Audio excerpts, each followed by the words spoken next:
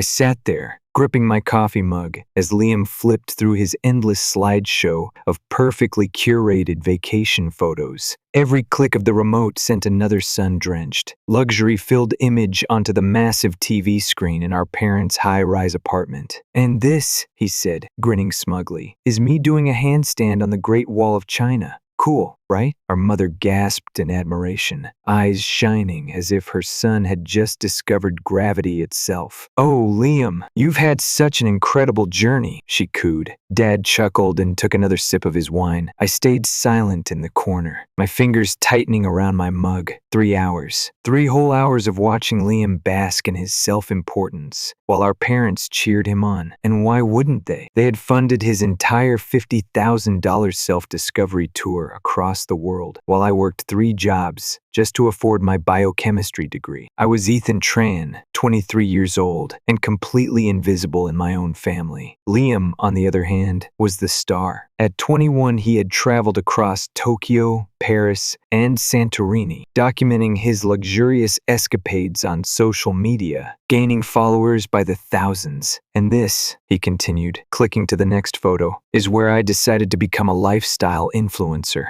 I already have 10,000 followers, and brands are starting to notice me." Dad beamed. "That's wonderful, son. So much better than being stuck in some stuffy lab all day." His pointed glance at me didn't go unnoticed. Neither did the fact that Mom immediately changed the subject before I could reply. They had made their stance clear last year when I asked for help with tuition. "We're not made of money, Ethan." 2 weeks later, they bought Liam a first-class ticket to Japan. "And speaking of my influencer career," Liam added, flicking his perfectly styled hair, "I was thinking of converting the extra room into a content creation studio. You know, for my brand, The Extra Room. The same space I had been hoping to use as my research lab to save on renting a proper workspace while finishing my degree." I couldn't help it, I laughed. It was sharp, bitter, and loud enough to make all 3 of them turn to look at me. "Something funny?" Liam arched an eyebrow. "No," I said, standing up. "Just thinking about timing. Excuse me, I need to take a call." I walked onto the balcony, pulling my phone from my pocket. The screen lit up with a notification I had been waiting for all evening. My hands trembled slightly as I opened the email. "Dear Mr. Tran,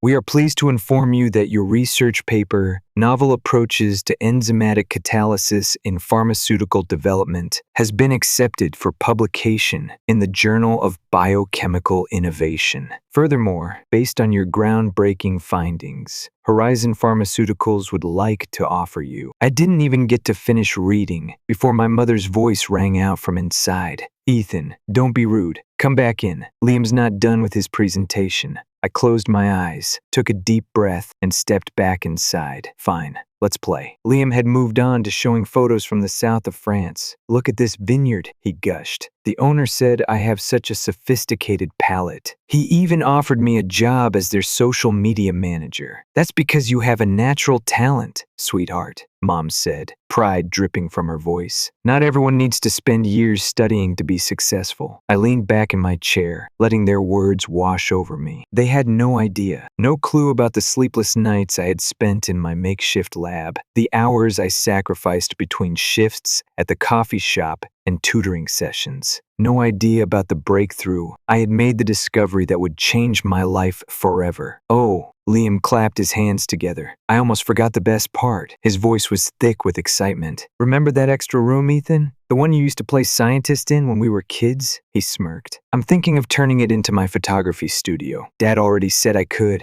I froze. That room, the one I had been using as my lab, the space where I had made my discovery. I placed my coffee mug down carefully, the anger bubbling inside me so fierce I had to remind myself to breathe.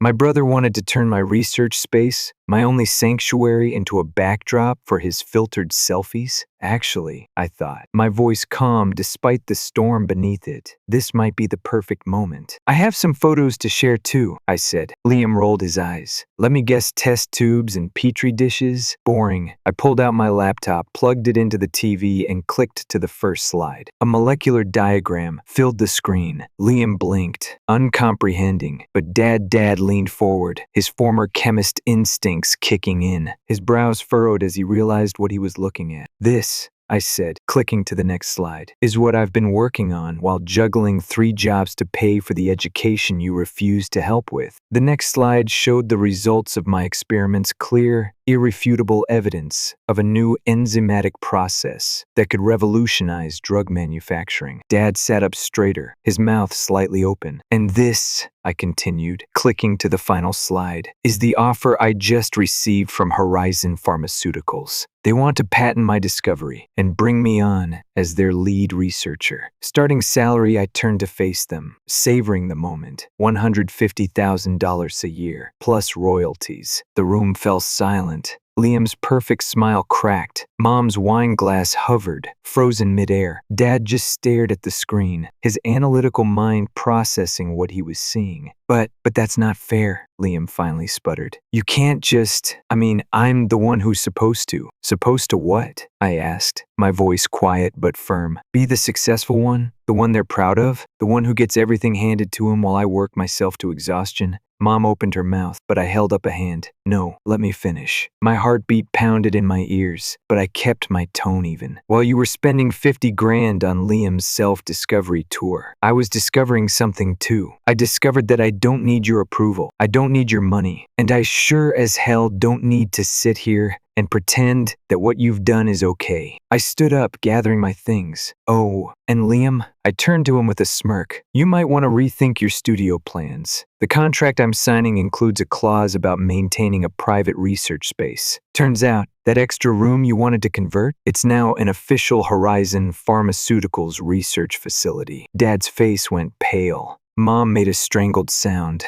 Liam looked like his entire world had just been shattered. I slung my bag over my shoulder. Good luck finding another backdrop for your selfies. And with that, I walked out feeling lighter than I had in years. I walked out of the apartment that night, but I wasn't naive enough to think that was the end of it. No, Liam had never been the type to take a loss gracefully. I spent the next week preparing for my new role at Horizon Pharmaceuticals. Meetings, paperwork, and finalizing the patent consumed my time. Every night, I collapsed into bed, exhausted but satisfied. For the first time in years, I wasn't just surviving, I was building something for myself. Then Liam struck back. It started subtly. A couple of vague, dramatic posts on his Instagram. Sometimes, the people closest to you are the ones who want to see you fail. Families should support each other, not tear each other down. The comments were flooded with sympathy. His followers, clueless to the actual situation, rallied behind him. Who would do this to you, Liam? You're such an inspiration. Stay strong, King. I ignored it. If he needed to play the victim, let him. I had real work to do. Then the messages started coming. Relatives, friends, even old teachers reaching out. Some cautiously, some outright furious. Ethan, what's this I hear about you sabotaging your brother's career? Your mom is really upset. Can't you just work something out with Liam? He said you're taking everything from him. What's going on? I read every message with a growing sense of disbelief.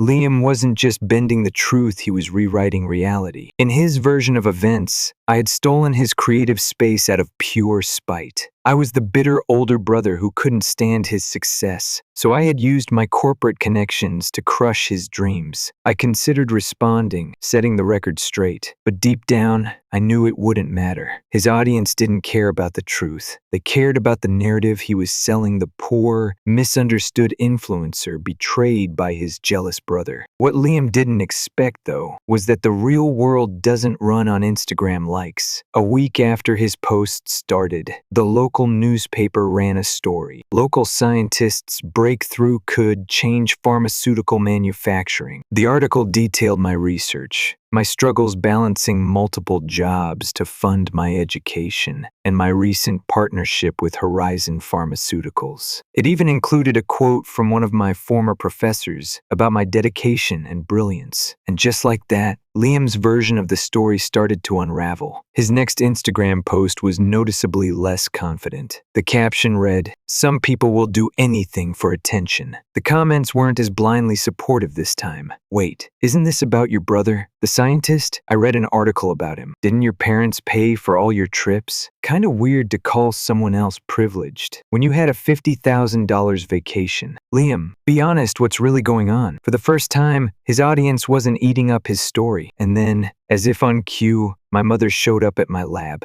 She hadn't called ahead, probably knew I wouldn't answer. She hovered uncertainly in the doorway, clutching her designer purse like a lifeline. "Ethan," she started, voice soft. "We need to talk about this situation." I didn't look up from my papers. "Which situation?" "Exactly," she sighed. "The one where your brother is hurting. The one where our family is falling apart over all this. You know, we never meant for things to turn out this way." I set my pen down and finally met her gaze. "You didn't mean for things to turn out this way?" I repeated. "You mean you didn't expect me to succeed without your help? You didn't expect me to win?" Her expression flickered just for a second. "That's not fair, Ethan," she murmured. "You know we would have helped if we could." I laughed, the sound sharp and humorless. "You could. You just chose not to." She shifted uncomfortably, glancing around at the high-tech lab equipment surrounding us. "Your father and I have been talking. We think maybe we could work something out. Help you with your research, now that we see how serious you are about it. Now that there was money involved. Now that my name was in newspapers." I shook my head. "No, Mom, you don't get to do this. You don't get to ignore me for years and then suddenly decide I'm worth investing in." She flinched. "Ethan, please. We're still your family." I exhaled slowly, pushing back the years of resentment threatening to boil over. "Family isn't just about blood,"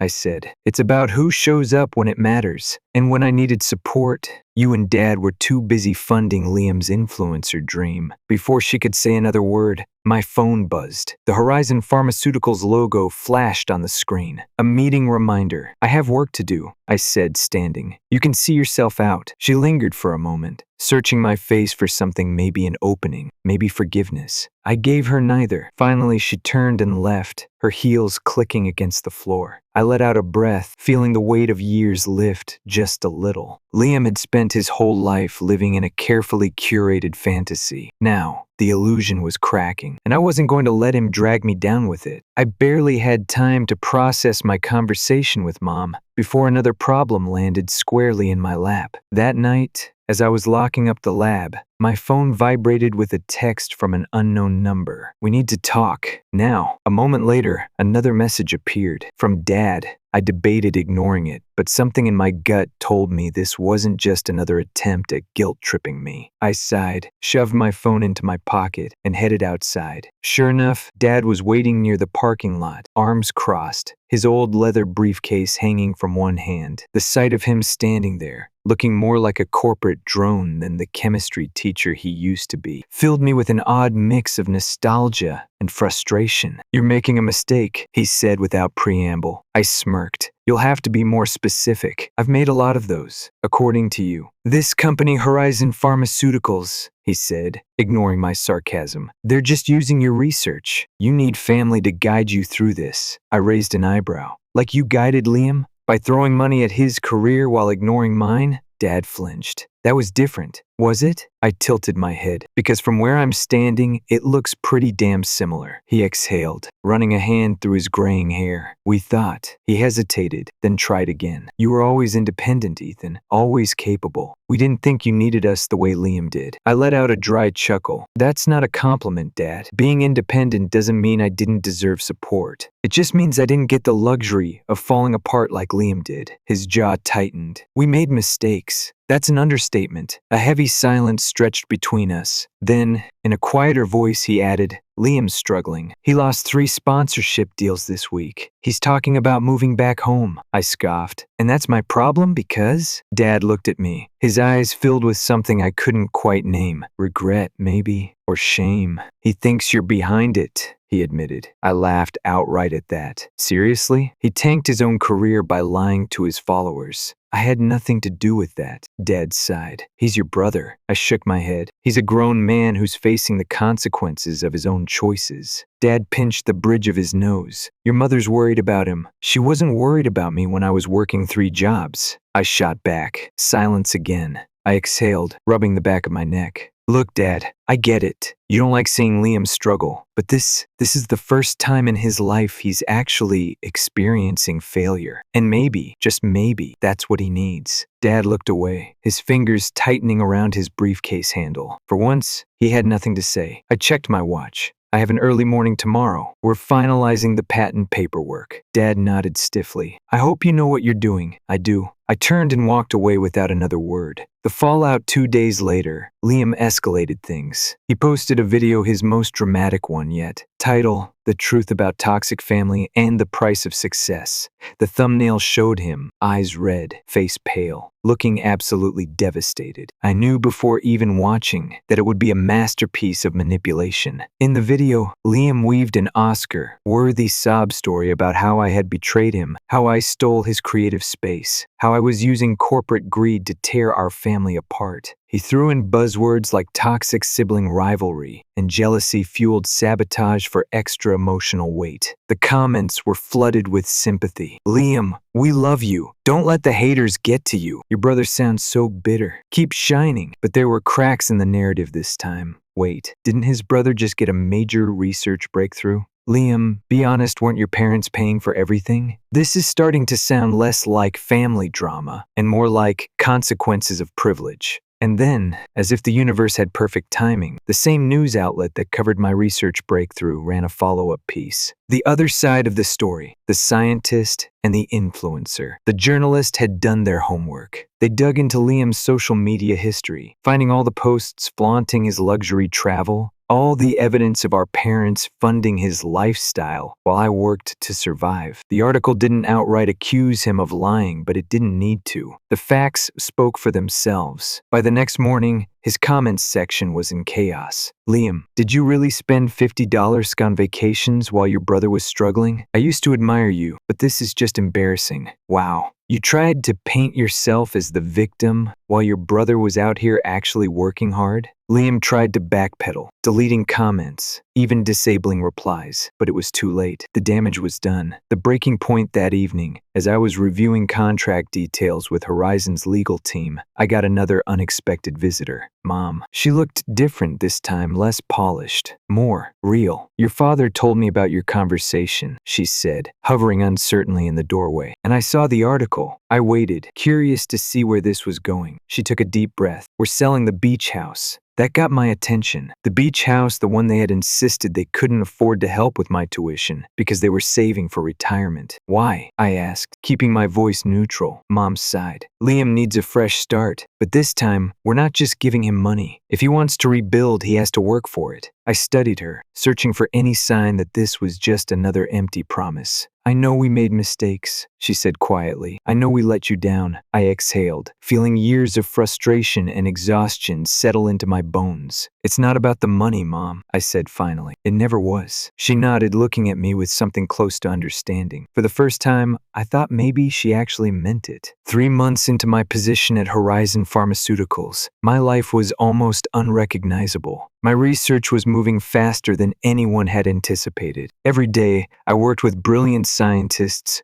who respected me for what I could do, not for who my family was or how many followers I had. For the first time, I wasn't chasing approval. I was leading. And then, just when I thought I was done dealing with my brother's drama, his influencer career imploded. I heard about it from my aunt first. Apparently, some of Liam's followers had started questioning the authenticity of his self-made success story. Someone had dug up old posts where he casually mentioned his sponsored world tour funded entirely by our parents. The internet did what the internet does best. Screenshots, threads, exposes. It spread like wildfire. Brands quietly pulled their sponsorships. His follower count stalled, then started dropping. And just like that, his entire carefully curated image, the struggling artist, finding himself in luxury hotels, came crashing down. His response? A dramatic, tear-filled video titled, "The Truth About My Family's Betrayal." I watched it over my lunch break, equal parts amused and exhausted. Liam's acting skills had improved. He sniffled at just the right moments, his voice cracking as he spoke about how my jealousy had ruined his life. My own brother turned my followers against me, he said, staring into the camera like he was delivering a monologue at the Oscars.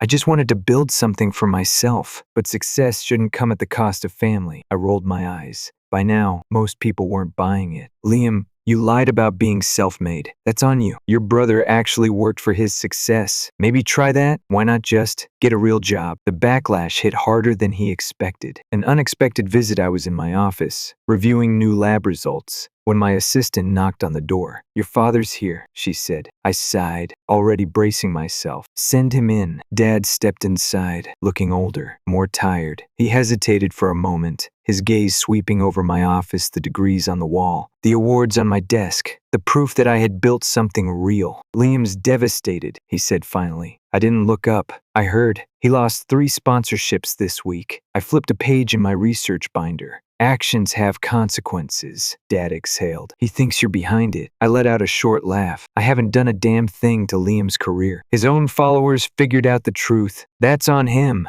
Dad shifted uncomfortably. "He's talking about moving back home." I shrugged. "Great. Maybe you and Mom can finally teach him about responsibility." Silence. Then, in a voice so quiet I barely caught it, Dad said, "I think we failed both of you." That made me look up. For a long moment, neither of us spoke. Then, I leaned back in my chair. "Yeah," I said. "You did." His shoulders sagged, like hearing the truth out loud made it heavier. "We thought we were protecting him," he admitted, "but all we did was set him up to fall." I sighed, rubbing a hand over my face. "I don't hate Liam, Dad. I never did, but I'm done cleaning up his messes." Dad nodded slowly. "I know." After another pause, he cleared his throat. "You've built something incredible here, Ethan. You would have made your mother proud." Something in my chest twisted. For years, I had wanted to hear those words. Now that I had, they didn't feel as satisfying as I thought they would, because I didn't need them anymore. "I should get back to work," I said. Dad gave a small nod. "Yeah, of course." As he turned to leave, I called out, "Dad." He stopped. I held his gaze. "For what it's worth, I hope Liam figures things out. But he's going to have to do it on his own." Dad swallowed hard, then nodded once. And with that, he left. A different kind of journey. A week later, I got a text from Mom. "Liam's enrolled in community college. Chemistry 101. Just thought you should know." I stared at the message for a long time before responding. Good. Let's see if he can actually stick with it. A few hours later, another text came through from Liam. Just 2 words. "I'm trying." For the first time, I believed him. Maybe it wasn't an apology. Maybe it wasn't enough, but it was something. 1 year later, I stood on stage in Paris, presenting my latest research findings to a packed conference hall. The irony wasn't lost on me. Liam had come to this city searching for himself in luxury hotels and perfectly staged Instagram photos. I had found myself in long nights at the lab, in early mornings making coffee just to pay for textbooks. We had both traveled far, but only one of us had earned it. After the presentation, I checked my phone. A new text from Mom, a photo of Liam studying, textbooks spread across the kitchen table. Below it, a message. "He's really trying. Thank you for showing him it's possible." And then,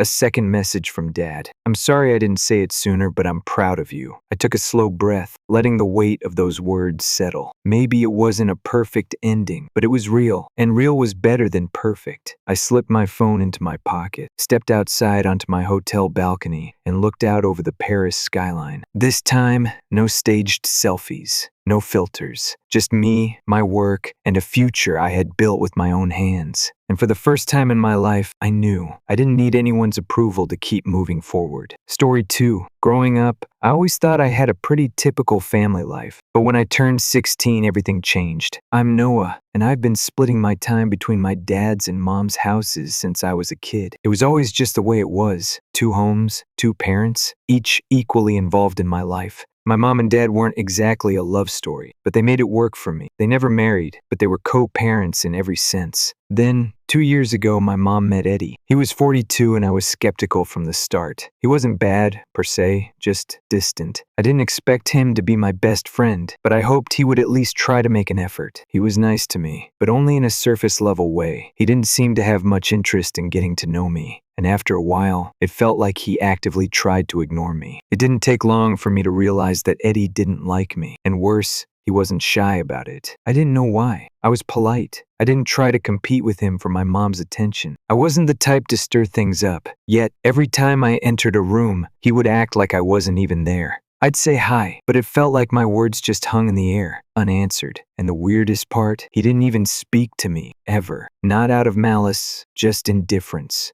I might as well have been invisible. It took a while for me to come to terms with this, and even longer to talk to my mom about it. When I asked her why Eddie was acting like I didn't exist, she just shrugged it off. "That's just how he is," she'd say. She claimed it wasn't personal, but it sure didn't feel that way. Eddie had kids of his own, 2 boys around my age. They were similarly distant, trained to follow their dad's lead in pretending I wasn't there. And honestly, it sucked. For months, I tried to be the bigger person. I respected my mom's decision to marry him and kept my frustration to myself. I didn't want to rock the boat, not when I knew how much she'd sacrificed for me. She had put her career on hold, had even passed up relationships, all because she wanted to stay close to me and make this shared custody thing work. But the truth was, I didn't ask her to make those sacrifices. I didn't ask her to have me in the first place, but she had. And in a way, I felt like I owed her that respect. So I tried to let the whole Eddie thing slide, but it wasn't easy. Eddie's indifference slowly turned into a kind of hostility, or at least that's how it felt to me. I was always polite, tried to engage with him, but he just kept shutting me out. For the first year of their marriage, nothing changed. Eddie and his sons moved into our house, and suddenly, I found myself surrounded by people who wouldn't even acknowledge my existence. I was alone, even though I was in the same house as my mom and her new family. It wasn't like I was actively causing problems. I wasn't demanding attention, wasn't trying to be the center of anyone's world. I simply wanted to feel like I wasn't the outsider in my own home. But that wasn't going to happen. Eddie and his kids lived their lives, and I lived mine. We coexisted, but it felt like we were worlds apart. Still, I tried not to make waves. I figured it was just a phase, that eventually things would get better. But then something happened that I wasn't prepared for, something that made me question everything I'd been holding back. One morning, I woke up to an empty house. I thought maybe I was just groggy, but no, Eddie and my mom and their kids were gone.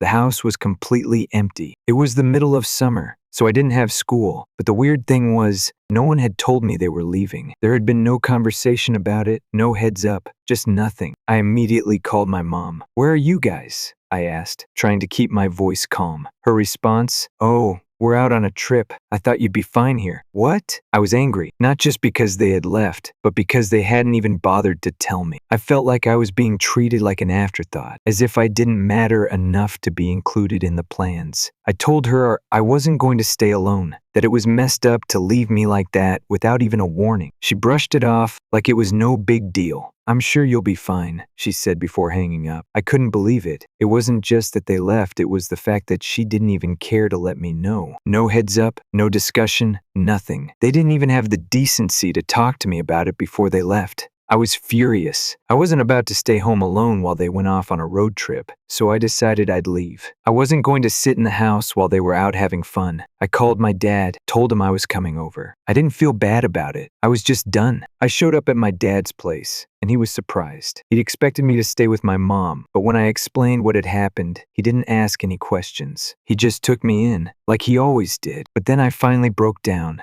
I told him everything, how Eddie ignored me, how my mom refused to confront him about it, how I had been treated like I didn't even exist. My dad was angry, not at me, but at the situation. He listened, and for the first time in years, I felt like someone was finally on my side. But even as I let everything out, I still couldn't shake the feeling that I was stuck in the middle of something that I didn't even understand. Why didn't my mom care? Why did Eddie treat me like I was invisible? What did I ever do to deserve that? I was tired. Tired of fighting for attention. Tired of being ignored. And most of all, tired of feeling like I was walking on eggshells in my own home. I just wanted to be heard, but no one seemed to care about how I was feeling. And that's when I realized I couldn't take it anymore. I didn't know what was going to happen next, but I was done staying silent. Part of me was relieved, but another part was scared. Scared of what my mom would think. But for the first time in a long time, I had the courage to speak up, and that felt like a start. I stayed with my dad for a few days, trying to get my head straight.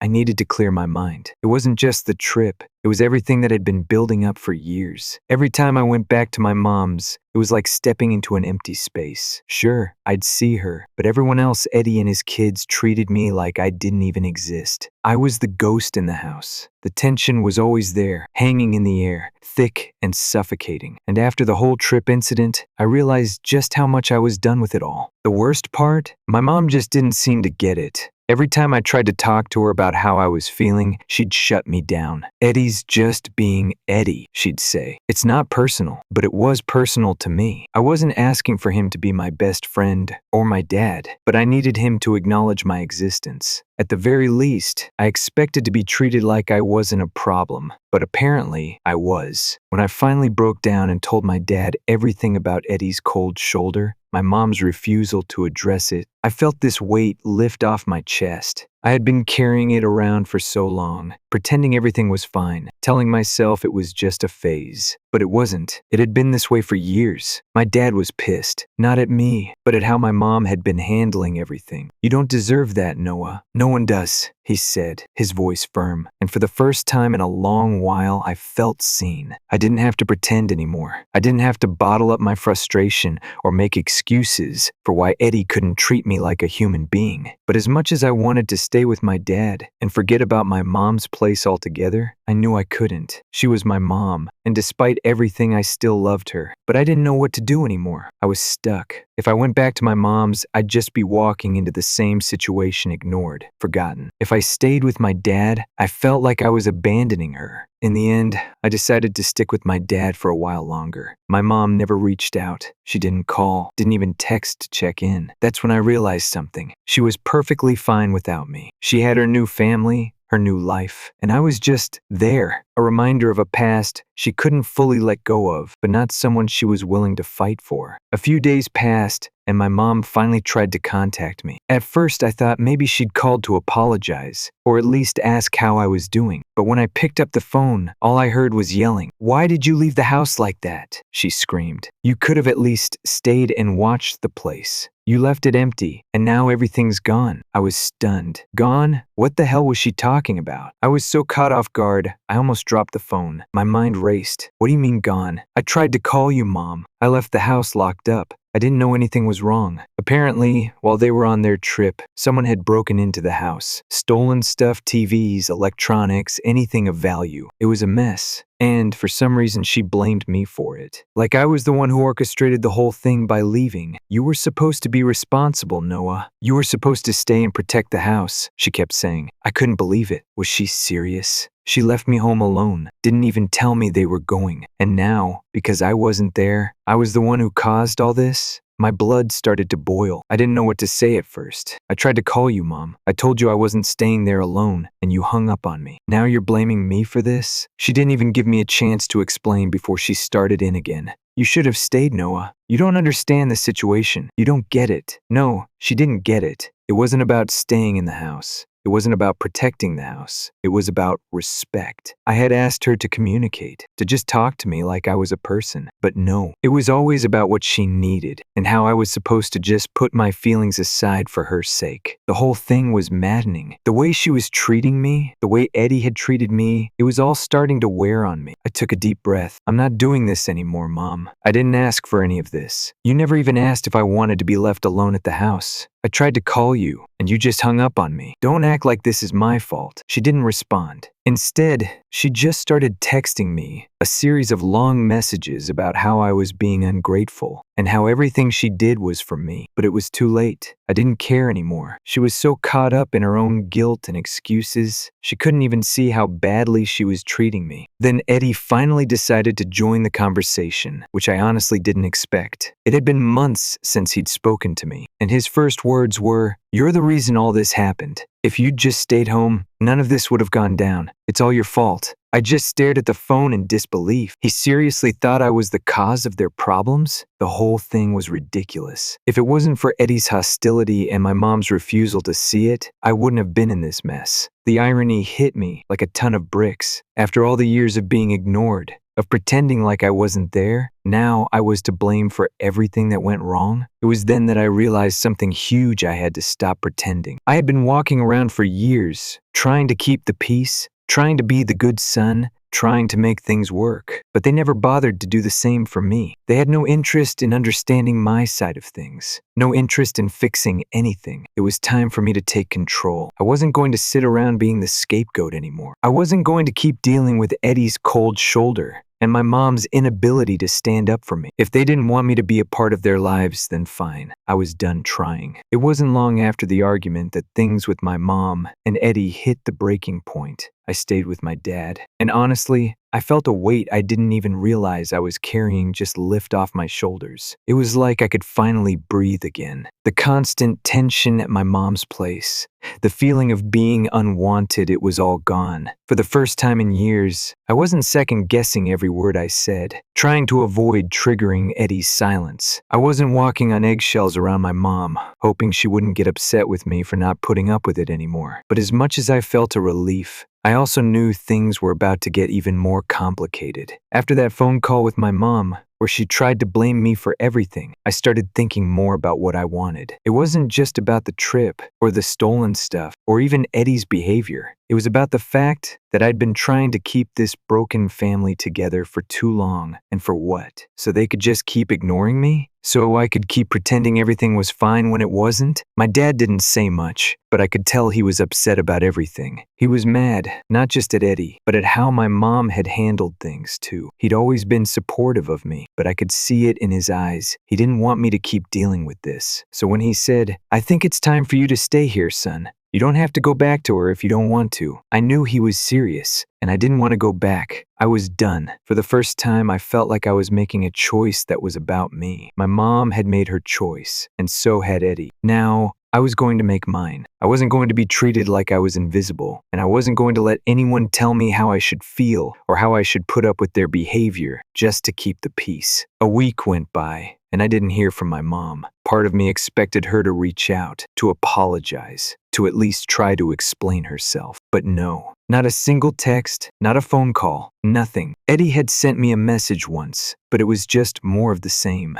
blaming me for everything, telling me I was the cause of all the problems. So I blocked him. I didn't want to hear it anymore. Then, about a week after that, my mom finally called. She sounded desperate, like she was running out of options. "Noah," she said, her voice shaky, "I need to talk to you, please." At first, I didn't want to answer. I was so tired of being the one to fix things, to be the one who always had to make the first move. But I knew I had to at least hear her out, even if I wasn't ready to forgive her. So I answered. "I'm sorry," she started, but there was no real emotion in her voice. "I didn't want things to get this far, but you need to understand. Eddie's filing for divorce." I was stunned. "What? You're serious?" "Yeah," she said, sounding defeated. "He's angry, and he thinks I've been lying to him about everything. He's been telling me for months that he couldn't deal with you anymore, that it was either you or him. I thought he'd come around, but I guess I was wrong. I didn't know what to say." Part of me felt sorry for her, but another part of me was furious. She had spent so long pretending everything was fine, pretending Eddie's behavior wasn't affecting me, and now it had all come crashing down. I didn't want to be the cause of their problems, but I also knew that they weren't my problems to fix. "Mom,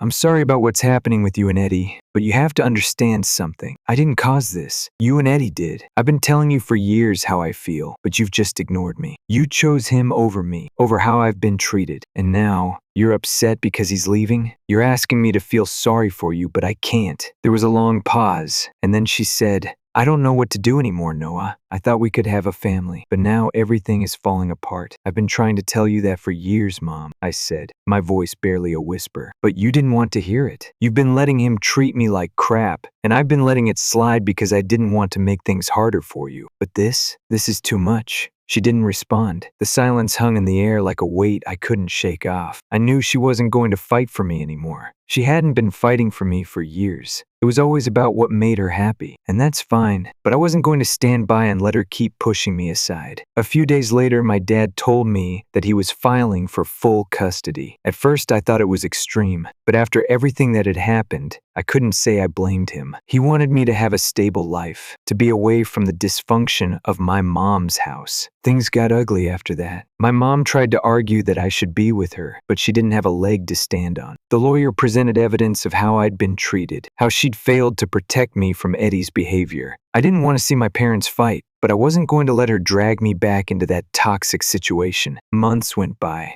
and things started to settle. My mom's lawyer tried to fight the custody case, but the truth was on my side. I wasn't going to go back to that house. and I didn't want to be a part of the mess anymore. My mom kept sending me sad quotes on social media, trying to make it look like she was the victim, but I wasn't fooled. I knew exactly what she was doing. She had been lying to Eddie for months, feeding him stories about me that weren't true. She had put her happiness first, and I had been the one to suffer for it. Eventually, the court granted my dad full custody. It wasn't an easy win, but it was a win for me. I didn't have to go back to my mom's house anymore. I didn't have to spend time with Eddie, who had never even tried to be a part of my life. It felt like a fresh start. Now, I'm doing better. I've reconnected with my old friends. I'm happier living with my dad, where I don't feel invisible or unwanted. I'm not going to let my mom's mistakes drag me down anymore. And as for Eddie, I still don't know what to think about him. He never once tried to understand me. And for that, I don't think I'll ever forgive him. It's been a tough journey, but I've learned that sometimes